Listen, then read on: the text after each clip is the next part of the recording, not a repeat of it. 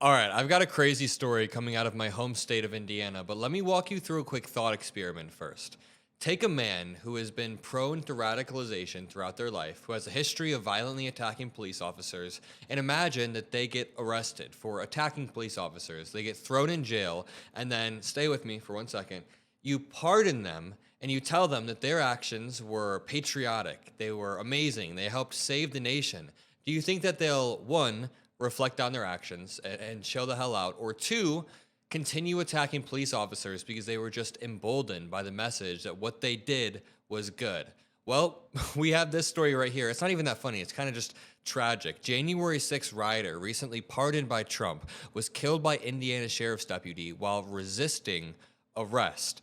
And he did the exact same thing he did on the Capitol at January 6th. He had a history of committing crimes. Keep in mind, Donald Trump, Tom Homan, Stephen Miller, they've been claiming that other countries are emptying their prisons.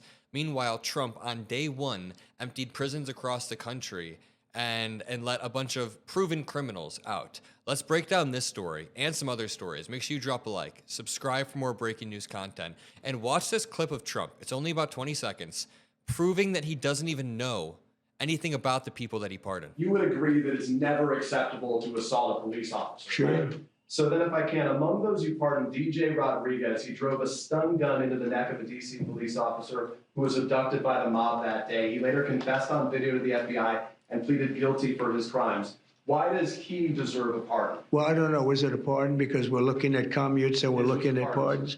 Okay, well, we'll take a look at everything. But I can say this. Murderers today are not even charged. You would Wait, this dude did not even know who he had pardoned, and then he pivoted to saying murderers aren't charged, like that's some sort of defense. Number one, that's not true, but also it's not a defense. Before we jump into what happened literally this morning, do you guys remember like 5 days ago when the same thing happened? Man pardoned for role in January 6th attack, rearrested on federal gun charges. It's almost like these people aren't actually patriotic heroes unless patriotism equals getting arrested for attacking police officers and getting arrested for gun charges over and over, which I guess it could. But I never want to hear Republicans claim they back the blue ever again. I never want to hear Republicans say they're the party of law and order. I won't even talk about Trump himself being a felon, but what about all of the people he pardoned? Like, have you guys seen this awkward video that's going incredibly viral saying a dad finally returns home after being pardoned by Trump? It's got like 20 million views because it's supposed to be this almost military dad coming home type of video where they're all happy, but the kid really doesn't care. Someone even said, that kid does not give a fuck about his dumbass dad. Let me play this clip.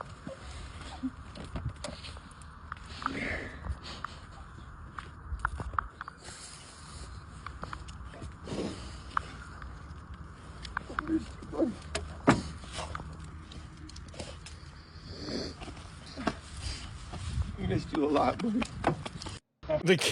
The kid literally does not give a shit at the end. And really quickly, if you're like me and you've been locked into politics nonstop, especially after the stressful year that was 2024, then you need to chill out a bit in this new year. And you can absolutely do it in a sober way, but you need to find ways to relax. That's where Via Premium Hemp comes in. See, I've been covering Trump rallies, I've been covering certain political events while being in college, while trying to build a studio in Chicago, and it's been intense. So in this new year, I've been leaning on Via's premium hemp products to help me wind down, sleep better, and just breathe a little bit easier. Their CBD gummies are a game changer. Whether you're looking for THC-free options or something with a little kick, they've got gummies in a variety of strengths, a variety of effects. Whatever you need, they have something perfect for your needs. And if gummies aren't your thing, Via is also known for their high-quality THC flower grown indoors for that natural aroma.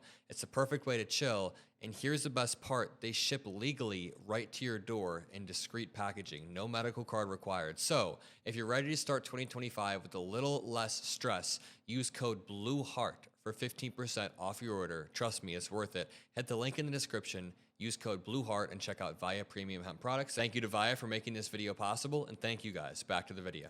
I like how this is supposed to be some emotional propaganda video, but they couldn't train the kid beforehand. It's honestly incredibly awkward. But let's go to the main story.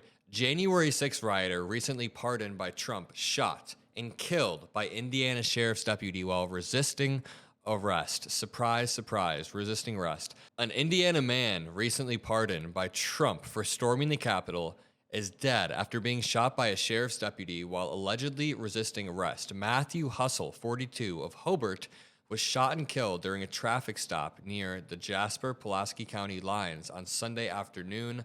A deputy with the Jasper County Sheriff's Department pulled him over at approximately 4:15 p.m.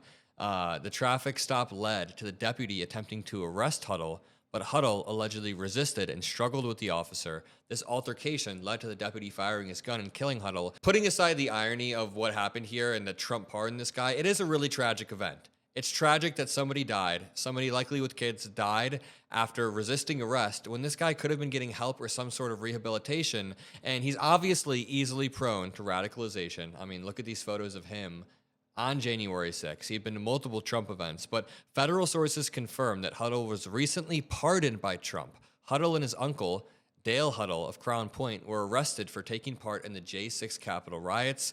Matthew Huddle ended up being tracked down and arrested in Boise, Idaho. The FBI said Huddle was inside the Capitol for roughly 10 minutes, but remained on the Capitol grounds for several hours. Quote, "I have no regrets. I will not say sorry," Dale Huddle said about him and his nephew, Matthew, taking part in the riot. These were the comments after that happened. Both Huddles were sentenced for storming the Capitol, but were spared from the full consequences after Trump issued a pardon to all of the rioters. U.S. Senator Lindsey Graham, a key ally of Trump, spoke out against the pardons and said, quote, "I have always said that I think when you pardon people who attack police officers, you're sending the wrong signal to the public at large." And as much as we disagree with Lindsey Graham, he's absolutely right here. When you pardon somebody who attacked police officers, you can't be surprised when they do it again, and it leads to stuff like this. Matthew Huddle isn't the first Capitol rioter to quickly face trouble after his pardon. Last week, a Florida man who took part in the January 6th riot was arrested on federal gun charges one day after being pardoned. We already covered that. You know, I've heard a lot of experts say that a second Trump era could lead to a renaissance for right-wing militias as they feel more and more emboldened. And this is honestly just step one. I read an article a while back about some dude who went undercover into a right-wing militia, and he said they were filled with doctors. They were filled with lawyers. They were filled with sheriffs. I mean, there are a bunch of people who are participating in these militias, and they hold a lot of structural power. So when Trump pardons people, as long as they do his dirty work, as long as they do stuff for him, it could get scary, especially with the Schedule F executive orders that he just put into place, saying that he doesn't have to hire or fire people based on skill, like I said earlier, but only based on loyalty. Now, if they commit any crimes for him, they can be pardoned in a similar way that the January 6th insurrectionists were, because that's the message it sends. That's the message it sends to people in right-wing militias. If you commit a crime for Trump, you can be pardoned. And I'll leave it at that. Make sure you drop a like. Subscribe if you appreciate what I do. I love each and every single one of you, and I'll see you in the next video. Peace out.